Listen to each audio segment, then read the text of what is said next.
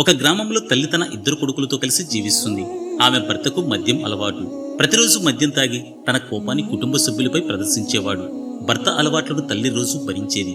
కానీ ఆమె మనసులో నా పిల్లలు ఈ తండ్రిని చూసి ఏమైపోతారు, దీని ప్రభావం ఎలా ఉంటుందో అని భయపడేది. కాలం గడిచింది. పిల్లలు పెద్దవారయ్యారు. చదువుకోవటానికి, ఉద్యోగం కోసం వాళ్ళు నగరానికి వెళ్లారు.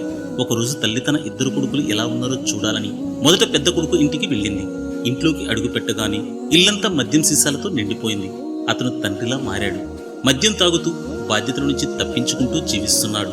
తల్లి బాధతో నీవిలా ఎందుకు మారావు అని అడిగింది. దానికి పెద్ద కొడుకు, నాన్న ఎలా ఉన్నాడో చూశాను కదా, మద్యం తాగటం, గొడవలు, ఇతన్ని చూసి నేను కూడా అలాగే అయ్యాను. నువ్వే చెప్పు, తండ్రి అలవాట్లే కదా కొడుక్కి వస్తాయని చెప్పాడు.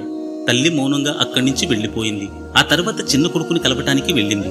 అతని ఇల్లు చాలా నీట్ గా ప్రశాంతంగా ఉంది. అతను మంచి ఉద్యోగం చేస్తూ కుటుంబంతో ఆనందంగా జీవిస్తున్నాడు. తల్లి ఆశ్చర్యంతో, బాబు నీ జీవితం ఎలా ఉంది అని అడిగింది. చిన్న కొడుకు నవ్వుతూ, అమ్మా, నాన్న తప్పు చేశారని తెలుసుకున్నాను. ఆ దారిలో నడిస్తే జీవితం ఎక్కడికి తీసుకెళ్తుందో నాకు తెలుసు. అందుకే మంచి జీవితాన్ని గడపాలని, నువ్వు గర్వించే కొడుకుగా మారాలని నిర్ణయించుకున్నాను అని చెప్పాడు. మంచిని చూసి నేర్చుకోవడం అంత పెద్ద విషయమే కాదు, కానీ చెడుని చూసి మారడమే నిజమైన విజయం. ఏంటి, నిజం కాదా? ఇంత మంచి స్టోరీస్ చెప్తున్నాను కదా, ఒక్క లైక్ చేయొచ్చు కదా.